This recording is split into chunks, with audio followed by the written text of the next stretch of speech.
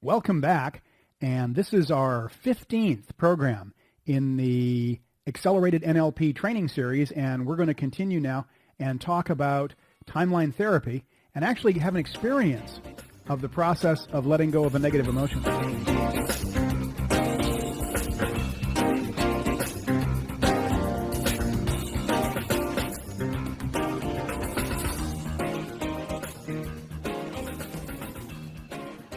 Now, since a portion of this program contains an induction, it may not be a good idea to listen to that section while you're driving a car because we're actually going to float above the timeline.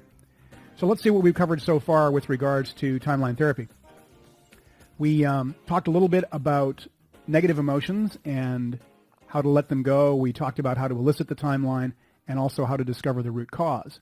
All of those things are necessary, and every time that you do timeline therapy, each time you actually do the process of timeline therapy, I think it's a really good idea. In fact, it's vital to discover when the first event was for the particular negative emotion or limiting decision that the client is working with. So in that sense, we do want to find out, we do want to use page 77 every time we begin a timeline therapy process. I think that you could ask the client once, and only once during an entire series of timeline therapy processes. I think you would only need to ask the client once the direction and location of the timeline, which, is on page 75, 76. But if you're, in terms of each time you let go of a negative emotion, I do believe that you ought to start with page 77 and go through each one of those each time. So if you were going to let go of, for example, anger and sadness in one session and you'd never met with the client before, you would do, you'd elicit the timeline, and then you would do anger, starting on page 77, and then you would also do the next emotion, also starting on page 77. So each of the emotions you did, you'd always start on page 77. I'm going to assume, for purposes of what we're going to do here, I'm going to assume that you have discovered where your timeline is. If you're not exactly sure where your timeline is, I think probably what you ought to do is go back and re-listen to program number 14 and get your timeline elicited just so you know where it is. That being the case, having got that timeline elicited, I think then the next step is we're simply going to let go of a negative emotion. So what I'd like you to do, I want to mention a couple things before we actually do that. As we're letting go of this negative emotion, obviously you and I aren't present together in person. So I'm going to be here and you're going to be listening to the tape. I'm going to do as many reframes as I can without knowing exactly whether it let go or not. So what I'm doing is I'm doing a general process which is designed for, let's say, everyone who would ever listen to this tape set anytime in the future. Whoa, that's a lot, yeah? And then if you had a negative emotion that needed some additional reframing, or if you had a negative emotion that needed some additional help, it might be necessary for you to let go of that negative emotion, seeing someone in person so that they could calibrate what you were doing and just make sure that that they were noticing exactly what was going on. With that in mind, let's have an experience of how timeline therapy works and letting go of a negative emotion. Because I'll tell you what, I was actually doing timeline therapy for almost 2 years with clients before somebody did it with me. And when I had someone do it with me, I laughed. I said, oh, that's what people are laughing about when they let go of their negative emotions. So let's have an experience of it. Why not? So we'll start on page 77, and you don't actually need to follow along with the scripts or anything, because this is going to be you and me working together as though we were present in the room together. And I think from this point on, if you're listening in your car, you may want to skip to the next cut because this is going to be a full-on induction. Okay, so here we go. We're ready to discover. I think the first thing that probably you want to do is decide what negative emotion you're actually going to let go of. So would you please, for a moment, just stop and pick a negative emotion to let go of. Pick a specific negative emotion. And as you do, let me mention to you that if you haven't ever released anger before, if this is the very first time that you've ever let go of a negative emotion, why don't you do anger? I would suggest that would be the very first one to let go of if you haven't done it before. If you've never actually let go of anger before, that would probably be a really good one to do, a really good one to start with. Yeah, I think that's actually a pretty good one. So if you have done timeline therapy before, then obviously you don't need to do this if you know what it feels like or what the experience is. On the other hand, if this is the first time, why don't you pick anger, even if anger is a minor negative emotion for you, because we want to let go of something that probably is easy to let go of and will work rather well. Okay, so I'm going to assume you've picked a negative emotion. If you don't have any anger, then maybe you could pick a subset of anger like frustration or something like that. And the question I'd like to ask you is it okay with your unconscious mind for you to release this emotion today and for you to be aware of it consciously, aware of it disappearing? Make sure the answer, by the way, at this point is yes. I think you should make sure the answer is yes. If not, you may want to go back to the reframing section and actually reframe your unconscious mind. And reframe your unconscious mind to the point where you get that it's okay. If your unconscious mind says no at this point, it's probably not okay to proceed, and you may want to work with someone individually so that they can do the reframing for you. Okay, so I'm going to assume that we have a yes to this point, and so the next question is, what's the root cause of this particular emotion you're working on? The first event, which when disconnected, will cause this emotion to disappear. If you were to know, was it before, during, or after your birth? If you said it was before your birth, was it in the womb or before? If you said it was in the womb, then what month? And if you said before, then the question is, was it a past life or passed down to you genealogically?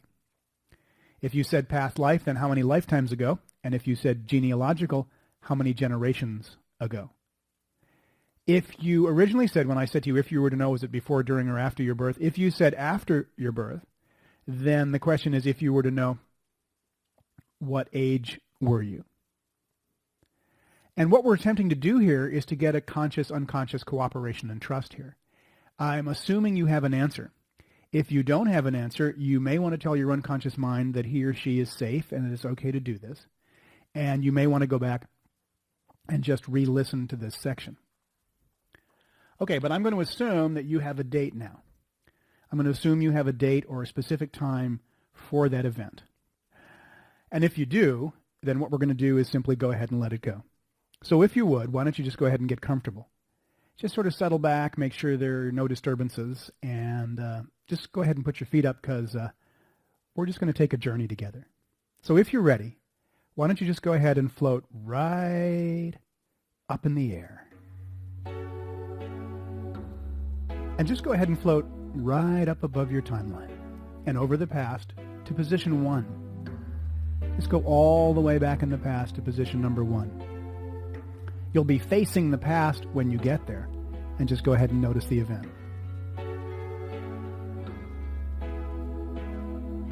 Right up in the air, right over the past, facing the past, and when you get there, just simply notice where the event is.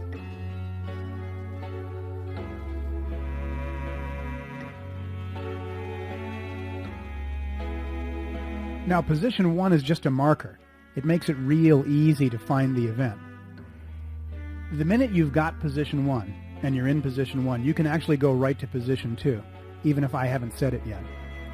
So just float right to position 2 directly above the event, so you're looking down on the event, and ask your unconscious mind what it needs to learn from the event, the learning of which will allow you to let go of the emotions easily and effortlessly. And your unconscious mind can preserve those learnings so that if you ever need them in the future, they'll be there and they'll be available for you to use.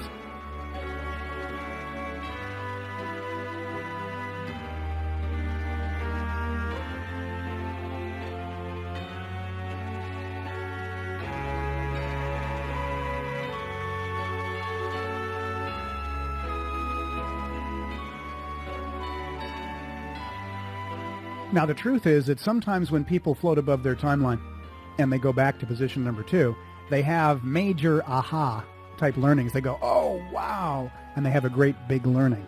And sometimes when people get to position number 2, they don't really get any new learnings. So whether or not you get a learning at this point, we're going to go back to position number 3 and see if the emotion actually releases. So when you're ready, let's go back to position number 3. So if you would, just go ahead and float back to position 3 so that you're above the event and you're before the event actually happened and you're looking toward now. You want to make sure at this point that you're well before any of the chain of events that led to that event. And you can ask yourself when you get there, now, where are the emotions? So just go ahead and float back to position 3 so you're above the event and before the event. And you're looking toward now. Make sure you're well before any of the chain of events that led to that event and ask yourself, now, where are the emotions? Where'd they go?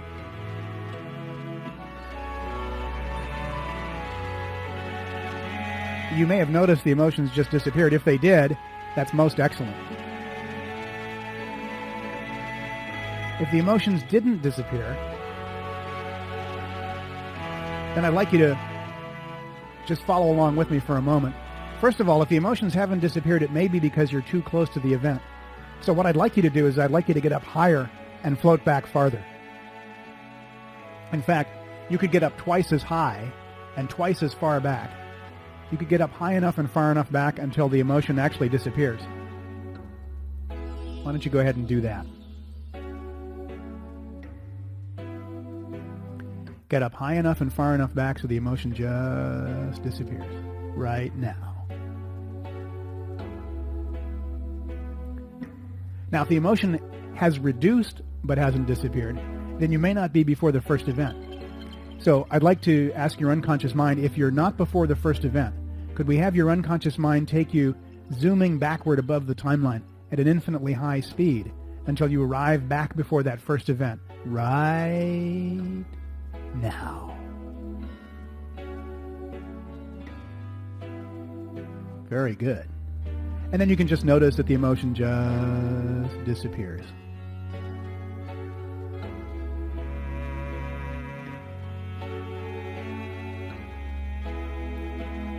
And if the emotion has not yet disappeared, it may be because it's not totally congruent with all of the unconscious mind to let it go. And I'd like to mention, maybe there's a part of you that thinks it's not okay to let it go. And I'd like to mention that if you could learn what you needed to learn from this event, the learning of which will make it easy for you to let go of the emotions, that would probably be a lot better for your health and for your safety than holding on to the old emotions. If you let the emotions go and preserve the learnings, then you will have learned what you needed. And remember that not letting go of this emotion is in direct conflict with the highest prime directive of the unconscious mind, which is to preserve the body. This emotion, though getting results, does not preserve the body, it hurts the body. So wouldn't it be better to let go of the repressed emotion and get the same results in some other way?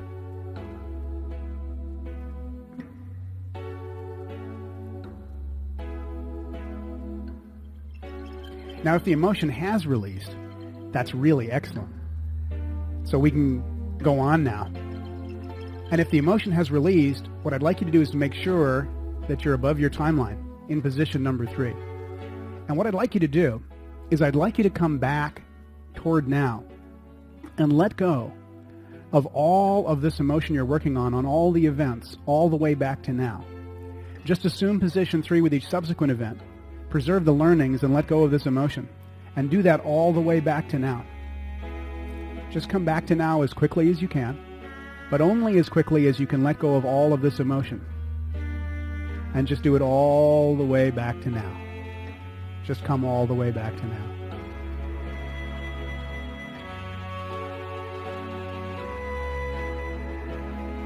And if, as you're coming back to now, if you feel like you're stuck anywhere or that you're not moving forward easily, just make sure you're high enough and far enough back, and you could do whatever reframing is necessary with your unconscious mind, as I have just done, so that you can come back to now easily and comfortably.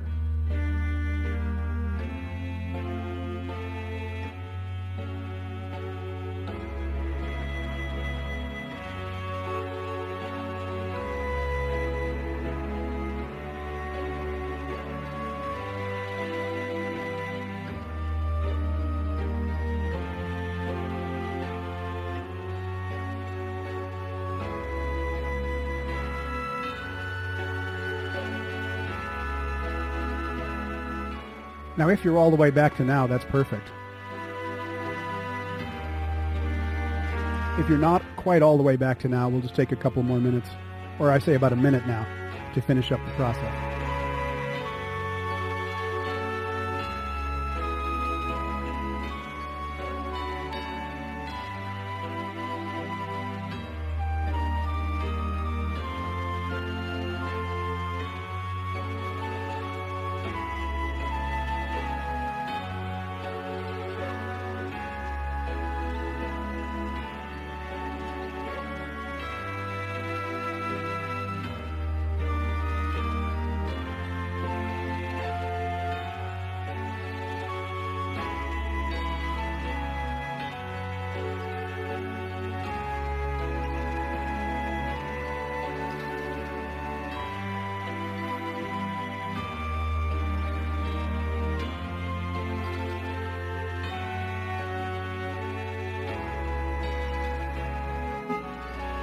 When you're done with the process, why don't you make sure that you're all the way back to now?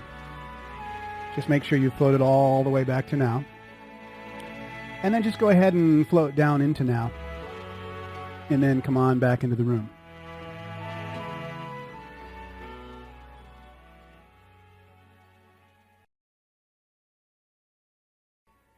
Good, welcome back.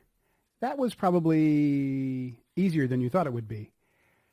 Hopefully that the emotion disappeared, and if it didn't, remember that you may need to work with someone individually simply to get the reframes necessary. Now, let's test and see. Let's test and see. So if you're ready, what I'd like you to do is to remember any event in the past where you used to be able to feel that old emotion, and just go back and notice if you can feel it, or you may find that you cannot. So just go ahead and give it a test, and if you want to, why don't you go ahead and just pause the program here while you test it and make sure you've let go of all of the specific emotion in the past that you were letting go. Now, here's the thing. If that emotion is present on any event in the past, what do? You go, it didn't work? No, that's not what you do. No, you go right to position 3. You go right to position 3 when you're testing, and you simply let it go. Make sure that it's totally gone, and then come back to now letting go of the rest of it, and then you test again. Now, this quality control aspect is extremely important. It's an extremely important part of timeline therapy. So it's really important that you test right now and make sure that this particular emotion is gone. So go ahead and pause the program while you're doing that. Just go ahead and pause the program now. All right, welcome back. And I'm assuming you've tested well, and the main thing we want to do next is to future pace. So we'll go to step number 7. And the question is, can you go out into the future to an unspecified time in the future, which if it had happened in the past, you would have felt inappropriate or unwarranted a form of the emotion that you just felt, that you just let go of. And I wonder if, as you go out there, can you notice the old emotion? Can you find it? Or you may find that you cannot. And why don't you also pause the program here while you go out and check on that emotion and just make sure that it doesn't come up. So just go out and test and notice if you can find the old emotion, or you may find that you cannot. Okay, welcome back, and thanks for testing. Let's move on. I think that that's a pretty good example of how to do negative emotions number 1. Hopefully you found that the negative emotion disappeared. Remember that if it didn't, you may have to work with someone else. And if you do need to do that, of course, the other person will have greater ability to reframe because they're not you. Sometimes it's a little tough to reframe yourself because you are yourself, which is probably a good thing. When you're trying to reframe someone, or when you're using a reframing process or technique with someone else, it's usually easier to work with someone else because you can think outside of the box in which they're thinking.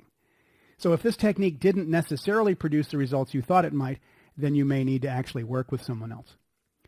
Let's move on now to how do you put a single goal into your future? And I'd like you to turn to page 81. Putting a single goal in your future is a very important part of timeline therapy. It's the process we do at the end of timeline therapy, and it's what allows us to create the kind of future we want. This process has been so successful that we actually made a seminar out of it, and we called it The Secret of Creating Your Future. As I mentioned on the first tape set, The Secret of Creating Your Future has helped literally thousands and thousands of people, and I think we're moving into the area of about 100,000 people by now, to where The Secret of Creating Your Future has actually allowed people to create better lives and to create the kinds of things they wanted in the future. This particular technique absolutely works. I'm so certain that it works because, as I mentioned before, we've been doing this seminar now for years and years. And I've seen literally thousands and thousands of people that I've worked with personally, both in groups and individually, produce absolutely phenomenal results. One of my favorite stories is a guy named James Irving. He actually put something in his future and moved from being a waiter in downtown Los Angeles to being a vice president of a mortgage banking firm and to tripling his income inside of 1 year. Actually, he doubled his income inside of 3 months, and that's really exciting. To be able to actually take and assist people to make those kinds of changes is really exciting to me, and it's exciting to all the people who work with other people who are doing timeline therapy now as timeline therapy practitioners and master practitioners. And so this particular process, the steps for putting a single goal in your future, is the key to how do you actually create something in your future. So I'd like to talk first about step number 1. And that's make sure the goal is stated so that it's SMART. Now, SMART is an acronym that we created to make it easy to remember, and I want to just touch on the high points of what a SMART goal is, and you may want to take some notes on page 81. The first S and the first M taken together mean specific and measurable. And when you're writing a goal or when you're putting down a goal, when you're deciding a certain goal that you want to create for yourself, you do need to make sure that the goal is stated so that it's SMART, and specific and measurable is the first part. A specific measurable goal is something that has some real specificity to it. For example, if I were to say, I want to make more money, that's not real specific and it's not real measurable. In fact, it contains a comparative deletion, which is the word more. So actually, when you're writing a goal, you should avoid all negatives and you should avoid all comparative deletions. A goal that was written specifically and measurably might say, I want to make $1,000 up, but more per month? No, that won't do it either, will it? In fact, let's add that first A in there. That'll give us some additional clarity. If you get the S and the M and the A together, that means specific, measurable, and as if now. A goal which is written as if now is written in present tense, and you may want to make a note there that it's written in present tense. So the goal should say something like, I now make a certain amount of money. How much would you like to make this year? We'll go ahead and make that into a goal and then put it in your future. And put the goal in present tense. When we owned the radio station in Honolulu for a while, I remember that I was saying continually, we'll break even next month. And as I mentioned, that cost me a lot of money because I kept saying next month, next month, next month. And the fact is that if you keep putting success into your future in future tense, the goal will slide in your future. So you need to put the goal in your future in present tense. Now that gets real specific. Specific, measurable, and as if now. So I want to make, no, I now make. I now make, and then X amount of dollars. Very, very specifically. Okay, let's check the R. The R is realistic. And realistic means that it's inside of your capabilities. Actually, I think many of us are too realistic and we should be more grandiose. But some of us are way too grandiose and should be more realistic. So probably the middle ground is the most important for the R. And then the T means timed. It simply means that every time you write a goal, you need to put a date on it. Goals without dates will also tend to slide in the timeline. We've discovered that there's two things about a goal in the timeline. One is it needs to be written in present tense, which fixes its position in the timeline. And the other thing is it needs to have a specific date on it, which also fixes its position. Otherwise, as we move into the future, the goal itself will tend to slide into the future. So we want to make it specific, measurable, as if now, realistic, and timed. And the final thing is it wants to be about what you want and not about what you don't want.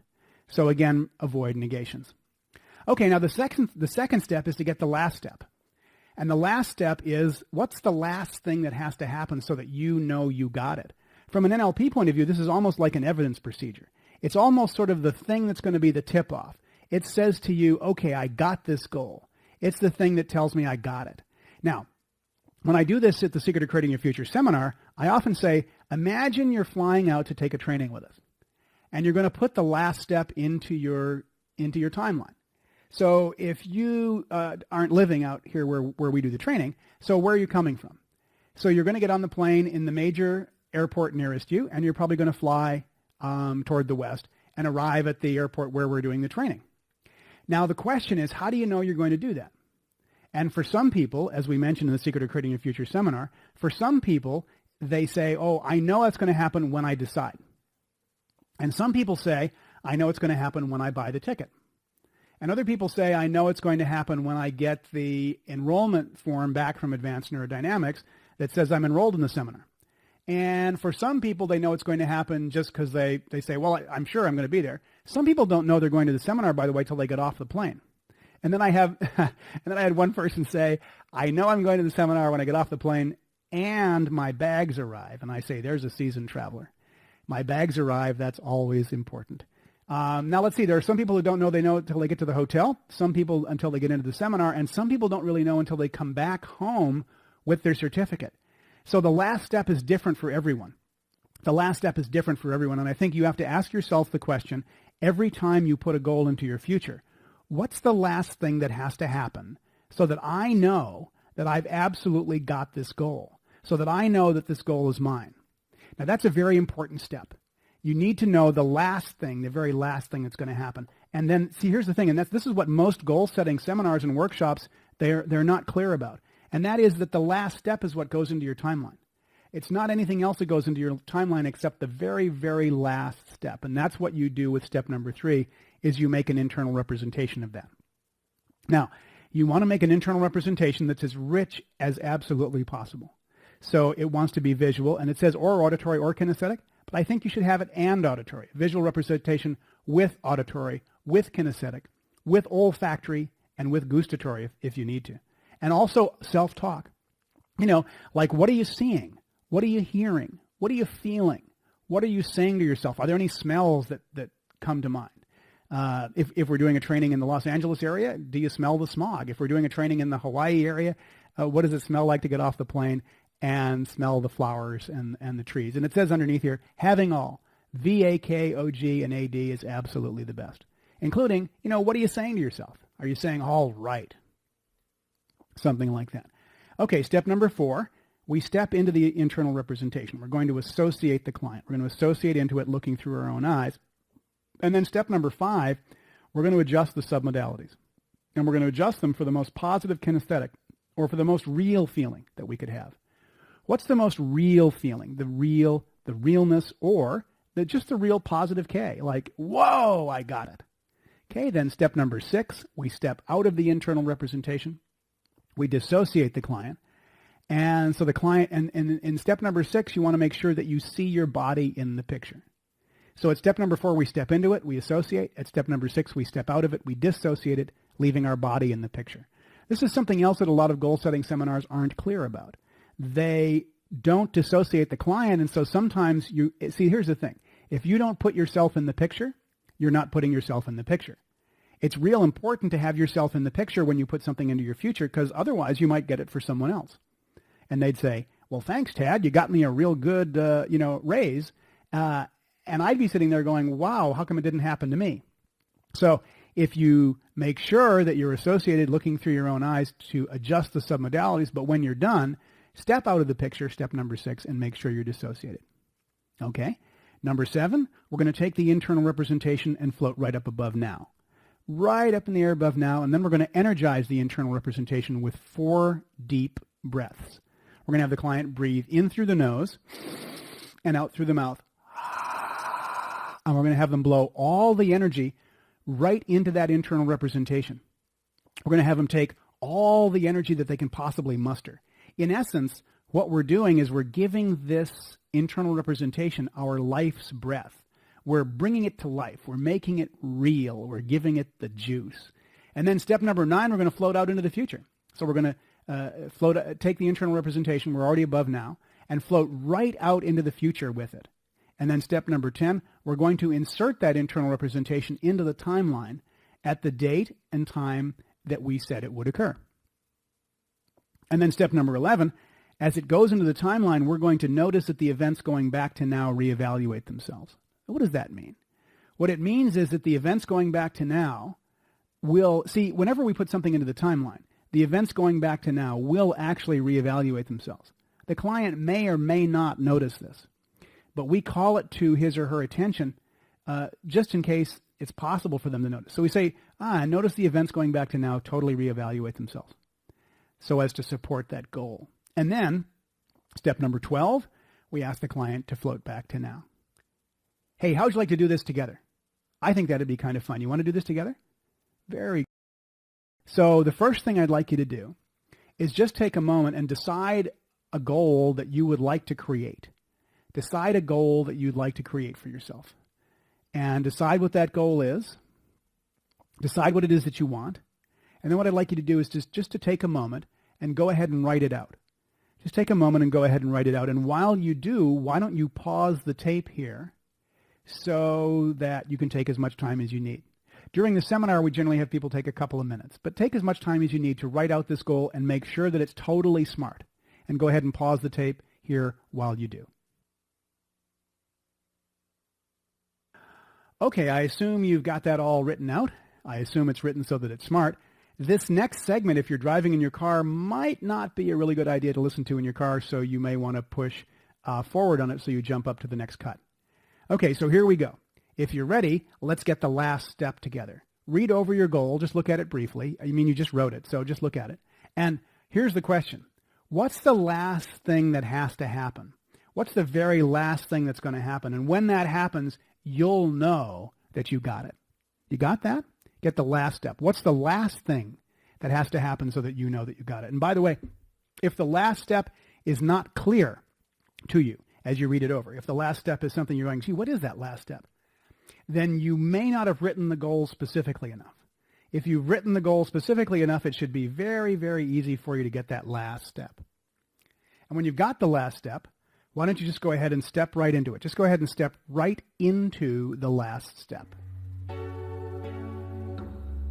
Just step right into it. That very last step.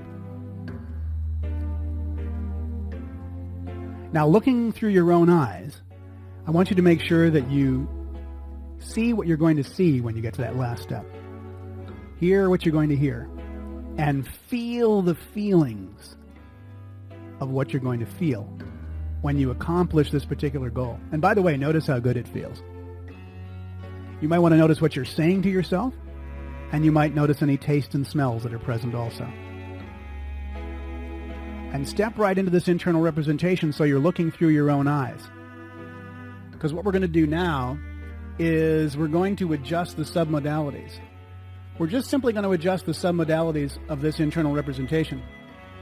And as you adjust the submodalities, I want you to adjust them for the most real feeling. I want you to play with them and notice what makes this feel the most real. Just notice what makes it feel the most real. So the first thing we're going to do is we're going to adjust the color. Why don't you take that color knob and turn up the color so that it makes it rich and real colorful. And you may want to also take the brightness and turn up the brightness. As you adjust the color, you may want to adjust the brightness also. Take that brightness knob and turn it up so that it feels the most real. Now, some people, especially if it's something to do with relationships, they may like a little dimmer, and a little less colorful sort of picture. But notice what gives it the most real feeling for you. What is it that gives it the most real feeling? The most positive kinesthetic. Good. Now, there's a zoom lens on this particular internal representation. So why don't you zoom it in and out and change the size. Make it closer and make it bigger, or move it out and make it even bigger. And notice what gives it the most real feeling there. Notice what gives it the most internal kinesthetic. What makes it feel really exciting. Good. Very good. Now the focus. Take that focus and sharpen up that focus so it's crisp and sharp and really, really clear. Now, if it's a relationship thing, you may want to make it defocused. I mean, try like a Doris Day movie, with 30 pounds of Vaseline on the screen. And notice which one gives you the most positive kinesthetics, the most real feeling. When you've got that, then leave it right there. Now, if it's a movie, make it a still. If it's a still, make it a movie. Notice if that increases the internal feelings for you. Good. Whichever one gives you the most feeling, then have it be right there.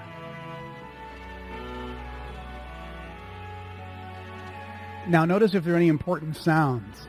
Important sounds to me include ambient noises, like what's going on in the environment. Notice if there's any noises in the environment. You might want to turn those up, make them louder. Are there people around you saying things like, all right, great job, or something like that? If there are people around you saying things, make those sounds, make those voices a little louder. And then, how about your own internal dialogue? What about your own internal dialogue? What are you saying to yourself? What are you saying to yourself? Make sure it's a positive dialogue. And then make that louder. Notice if that helps. Good. Good. And then let's adjust the feelings. What kinesthetics are present? Let's adjust the kinesthetics. The intensity of the kinesthetics. If it's driving a car, for example, you may feel the wind, or you may feel the feeling of the seat as you're sitting in the car seat. Whatever kinesthetics should be present, then just go ahead and adjust those sensations and adjust them so that they give you the most positive feeling inside your body. Good. Good. And then the feelings themselves, the feelings that you have about this. We mentioned this was called meta, kinesthetic meta. All those feelings you have about this, adjust those so that they have the most positive feelings. Turn them up. Turn up the intensity of them. If there are any tastes and smells, add those in, and make sure you've got a full, rich internal representation. And then when you're ready, just go ahead and step out of the picture. Just step right out of the picture so that you see your body in the picture. Good. And then we're going to take that picture and we're going to float right up above now. So just go ahead and, in your mind's eye, grab that picture and just go ahead and float right up in the air. Way up in the air. Right up above now. There you go. Right up above now. Good. We're going to energize that picture with 4 deep breaths together. In through the nose and out through the mouth. Here we go. First breath.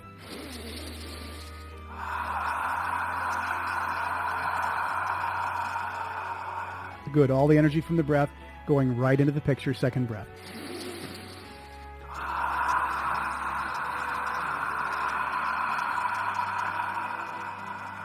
Good. Third breath.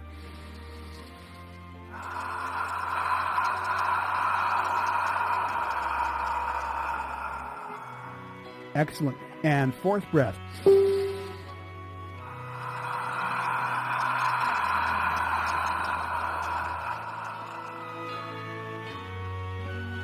Good. Now, with the picture totally energized, why don't you float out into the future to the exact moment when you said it would happen? What's the date that you put on that goal? Just float right out into above your timeline, right out to that exact moment when you said it would happen. And when you're there, just go ahead and allow the internal representation to float right down into the timeline. Okay, just let it float right down into the timeline. Good. And as it goes into the timeline, notice the events going back to now reevaluate themselves so as to totally support the outcome of this event. Just notice that all the events necessary to cause this to happen just happen. And they're just simply inserted in your timeline automatically. All at once. There they go. Just like that.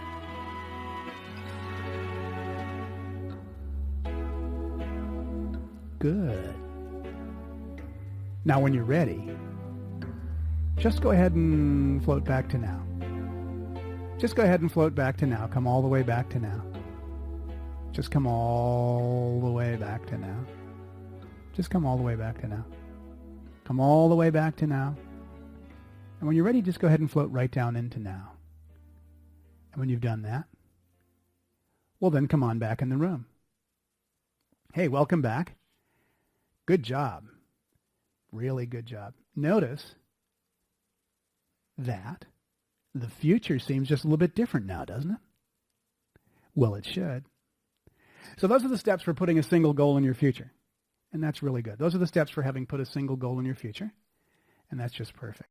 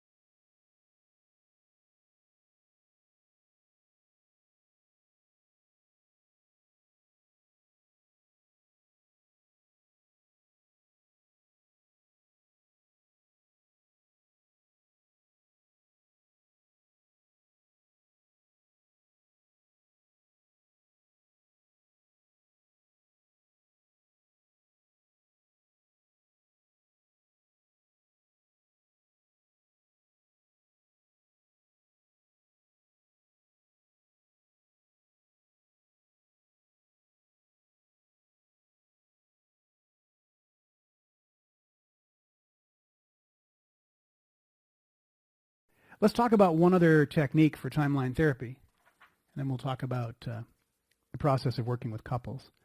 Let's just mention one other timeline therapy process, which I think is important to look at, and that's on page 82, and that's the fast phobia model. Now, we did talk about VK dissociation earlier.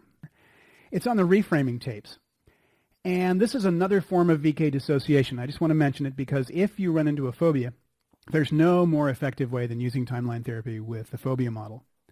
So the first thing is you may want to establish a resource anchor. This is page 82 now. You may want to establish a resource anchor. The second thing is to acknowledge the one trial learning and the client's ability to learn, which essentially says to the client, or you say to the client, wow, you did such a good job learning this and you don't ever forget to do it. So how is it that you could learn this so quickly and easily? That means you're very good at learning, and you're very good at learning things having done something just once. So it should be very quick and easy for you to learn how to change this quickly. That's essentially what you say. And then number 3, you'll discover the strategy used for having the phobia, which is, we talk about that in logical levels of therapy. If you've got that, that's a master practitioner level technique. And then number 4, using timeline therapy techniques, have them go back before the first event. Make a movie screen above the timeline and have them watch from the projection booth. Then you're going to run the movie forward in black and white up to the end, and then freeze frame at the end, and then white out or blackout. Have the client associate into the memory and run it backwards in color to the beginning. And then you repeat steps 6 through 8 until the client cannot get the feeling back or until the memory is not accessible. If you're deleting a memory, then you can give appropriate instructions. Step number 10 is to check ecology, and if necessary, use a swish pattern, and then test and future pace. I mention this because if you have a client that has a phobia, this is a really, really effective technique for getting rid of that phobia. If you have a phobia and you're coming to the practitioner training, why don't you tell me as soon as you get there? Because I'd like to use this as a demonstration process so we can show the other folks in class. So if you have a phobia, I'd sure like you to talk to me about it when you get to the class, because that'll be really easy for us to simply let it go. Good. Okay. We're complete with timeline therapy, and I want to talk just for a moment about our suggested family therapy model, which starts on page 83. And I want to talk about this specifically because even if you're doing business consulting, what we noticed was when we were doing business consulting is that we ended up having to do a fair amount of couple counseling because business owners and their wives might have problems or whatever. And so I think that This is real useful for you to know, even if you're planning on using NLP and timeline therapy primarily in a business setting. Now, this particular model will take approximately 8 to 10 hours for 2 people. We expect that each 2 people, or each additional person, will take 2 to 3 hours each. And here's how it essentially works.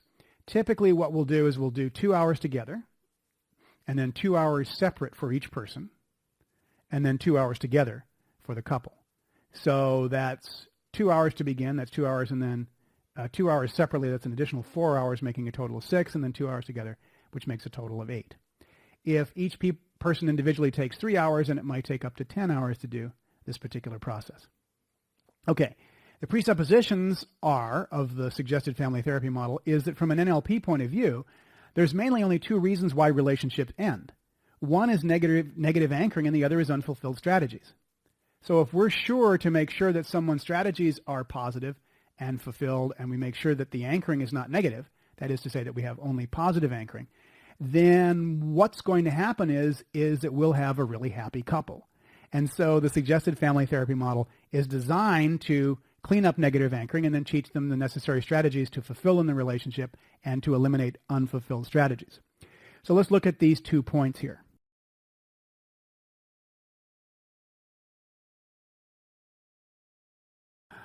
So the first thing we do, number 1, is clean up negative anchoring, whatever negative anchors are present. We'll want to delete negative anchors and negative experiences that the couple has between them using timeline therapy. I think for the first 2 hours, you can get some sort of an idea of what's gone on here. And then afterward, when we get into the second 2 hours, that is for the first person in the couple, or in the next 2 hours for the next person, you want to ask them individually if there's any other negative events that they each have with each other that they may not want to have shared with the other person. So you'll want to clean up all negative anchors and negative events that happen, which of course is made possible by the notion of Gestalt. You see, if we can clean up any negative anchors, anytime that a person does negative anchoring, we can certainly help them not to be set off by the other person's negative anchors, which is real powerful and real positive. Okay, then, number B, the practitioner, you, can also do positive anchoring. So whatever positive anchors, and I think you could have them remember positive states. And then number C, you could also show them how to set their own anchors. And that's going to be fun. Okay, number 2, we could help them and teach them the necessary strategies to fulfill in the relationship, and we could help them eliminate unfulfilled strategies. Certain meta programs are useful, I think, in this regard. And this is, of course, master practitioner material. We could go through the Myers-Briggs with them. In many times when I've done couple counseling, I have certainly gone through Myers-Briggs. You could either do it, if you wanted to, with the book Please Understand Me. That would give you some background on it. And go through and explain the differences between introvert, extrovert, sensor, intuitor, thinker, feeler, and judger, perceiver. You could also work with the direction meta program, the internal, external frame of reference, the convincer, and the relationship meta program, as well as management rules structure. And I think in time and through time, which is very, very similar to judge or perceiver, all of those things are useful to discuss with the couple when they're together. We'll outline specifically how to do that. And then I think the values and the values levels. If you have a couple that has a significant mismatch of values, I think that probably you'll want to go through the different values levels with them and talk with them so that they each understand that the other person isn't necessarily devious or not a good person, but that they're simply going through a certain values level. And of course, we talk about values at the Master Practitioner Training. Number C, you want to go through love strategies with them, and you know how to do this. You want to go through the attraction strategy. You want to go through recognizing attraction, and also and especially the deep love strategy. You want to go through the deep love strategy with each person and teach them how to fire it off. And then you want to go through the primary representational system. You definitely want to go through the primary representational system so that each of them knows what the primary rep system is for the other person. Okay, let's look at page 84 now and look at the specific steps in our suggested family therapy model. And the first thing you want to ask the clients together, when they're together now, is this marriage worth saving? It's so funny because I did a couple counseling in Cleveland one time. And the man and the woman came together, and they both walked in together, and they sat down. And I said, is this relationship worth saving? And they looked at each other and they thought for a minute or two, and then each one said yes. And so I did individual work, and I think I had to do about 4 hours with him, and then 3 hours with her. And we actually boosted their self-esteem so much that at the end of the time with her, she said, I want to leave him. And I went, oh no, because here we are, 10 hours into a couple counseling therapy. And, here we are. And all of a sudden, and we said the marriage is worth saving, but now they're saying, no, they don't want to be married. It's not worth being married to this person. And so I went, oh no, So I called them both back together, and I said to him, well, she doesn't want to be married to you anymore. And he went, okay, no problem. And you see, the funny thing is we had built up his self-esteem so much that he felt fine about it. So I think if you ask this question at the very beginning, and fortunately what I had said to them as we started the session was, if you hadn't answered yes to that, I probably wouldn't have worked with you on this. So each time you start a session, do this. It'll save you a lot of time and a lot of grief later on. Number 2, if you know how to, you'll want to discover their meta programs and values individually. And you could do this when they're together or when they're separate. I think you also, along the way here, want to make sure that you set outcomes. Make sure you've set the outcomes. What outcomes are necessary? What outcome does each person want to have? When you meet with them individually now, the next step. When you meet with them individually, you'll want to discover what outcomes they may have individually that they haven't shared with each other. And then you'll want to disconnect negative anchors, the negative anchors that they have between them. Whatever negative anchors that they've mentioned is one thing. And then in addition, you'll also want to probably get rid of guilt, anger, frustration, fear, and any other negative emotions they've mentioned. Then I think perhaps parts integration. You may want to do some parts integration or even some negotiation, especially father and mother and significant others modeled. And I think you want to check on role models. You may have a situation where their relationship with their parents is just fine, but they had a friend who fooled around or whatever. So you want to clean up all of that while you're meeting with them individually. And as I said before, the individual sessions could take, 2 to 3 hours for each person. Sometimes, as I mentioned, I've had clients take even longer than that, and it just depends on, what the situation is. Okay, next step, couple therapy, and have fun with this. Go through the meta programs you discovered. Go through them and explain to them. Okay, so it's not that your husband is against you. He just mismatches everything you say. So if you say this is a great restaurant, he'll say, no, it's terrible. It's not that he doesn't love you. That's how he treats information whenever it comes to him. He does this at work. He does it all the time. So the wife then discovers the husband isn't just nasty or isn't just grumpy with her. He just happens to be a contrary kind of guy. And generally that assists clients in feeling a lot better about each other. You'll want to go through their timeline and what timeline is present there. You'll also want to go through their values and what different values they have. And you probably want to set up and go through their love strategies and discover how each person, especially what their deep love strategy is. And you'll also want to set up a way that each person will fulfill the other's deep love strategy. Funny story here. I was sitting in Anchorage one time, and I had done the 2 hours together, and I'd done 2 hour and maybe a half an hour separately, and we were going out to lunch. And I'm sitting with the husband and the wife, and I said to the wife, I said, well, let's talk about love strategies. And I said to the husband, this is your wife's deep love strategy. This is how she knows she's totally loved, and this is how you would fire off her deep love strategy. And he looked at me honestly. This is so bizarre. He looked at me honestly and he goes, well, why would I do that? And I went, I couldn't believe that the guy would say that. And I said, well, only because you're married, you bozo. And if you don't want to be married, I'm fine with that. And they decided they wanted to be married and he was willing to learn it. But I think you need to set up enough reason why they'd want to do that. And of course, the fact is that when you fire off your partner or your mate's deep love strategy, that causes them to know that they're totally loved. And since it's so close to the reassurance strategy, it's just a way of reassuring the person that you love on a regular basis. And as I mentioned before, generally what we do with our love strategies is we tend to fire off all of them when we first get together. But then over time, we forget that our partner may have a different deep love strategy. So we then only fire off the one that we like and or the one that is ours, and then the partner doesn't feel like they're totally loved. So firing off that deep love strategy is real important. One more thing about that, which I haven't mentioned at this point, this is new information, that convincer is real important because that will tell you how often the deep love strategy needs to be fired off. Okay, 4B, you want to set up and make some agreements. And here are some agreements. One is no double binds. I had one couple that I did counseling with, and this was real important. She used to say to him, "What movie do you want to go to?" And he used to say, "I want to go to this movie." And after a while he learned, so he didn't say he wanted to go to a movie, but she wouldn't pick one. So she, in essence, always put him into a bind because he had to pick the movie.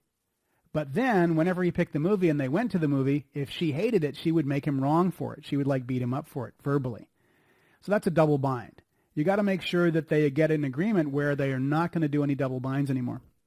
Neither one of them, by the way. So each one gets to call the other. Each one gets to say, "Hey, wait a minute, time out. I'm spotting a double bind here. Let's stop." Second thing is they also agree to have communication to work out whatever problems are present. They get to communicate to work out problems. And 3, they want to have generative supportive systems. They agree to have generative supportive systems, which means that whatever they're doing, they'll be supportive of each other, and they'll do things which are generative to support the relationship. And then there have to be also other outcomes. You'll probably get these other outcomes in step number 2 when you're discovering their outcomes. But there may be some additional outcomes which you have to, figure out. For example, I had a recent couple counseling where the wife said, "I really just need to have some sort of space that I can call my own. If I don't have that space, then I don't feel that I'm totally loved." So you want to also make sure that the other outcomes are handled. Okay, number 6, anchoring. Make sure that you handle any negative anchors. You want to make sure they've been disconnected. You could even test them when you've got them together again. Test the anchors, make sure that they're all gone. You want to give an example of how an anchor works, and you want to talk about positive anchoring. This is really interesting. Many couple counselors over the years have had couples get together and say to each other all the bad things about the relationship as if magically communicating would solve those problems. Well, Virginia Satir had a totally different idea. Virginia's idea was she got together and she had people look at each other, and then she would ask them to remember what originally got them together. What was the thing that put you two together, she would say? What was the thing that caused the two of you to really want to get together? What was it? What was it that would make you, wild for each other? And she had them go back and remember. And she would re-anchor the positives at the beginning of the relationship. Fabulous. And then number E, she would actually teach them how to use anchors. And several of the couples that I've worked with were actually setting positive anchors with each other and firing them off and really using them in a positive way. That's really a self-generative relationship thing that's sort of going on there, and I kind of like that. And then step number 7, you want to test in future pace. Anytime that any of these things doesn't complete itself positively, you may need to go back and do an individual session with each one of them individually. But that's essentially the process of couple counseling and how it works, and it's a real positive set of counseling techniques, and it's really worked well for me over the years, and so I share it with you in that sense. Even though we don't have the full master practitioner under our belt yet, it's a good place to start, and you can use whatever you've got, whatever techniques you've got available to you. You can use those, and that will really assist you in working with other people and making their relationships better. So that's our brief introduction to timeline therapy and just a little bit of couple counseling and a little bit of couple therapy just to top it off. This is the end of program number 15. And we're going to move on next to the 5-step sales process. The 5-step sales process and some other business models will allow us to really put together a lot of what we've learned in NLP. So a lot of what we've learned in our NLP practitioner training so far, we're simply going to tie it all in with the 5-step sales process and with additional business models coming up next.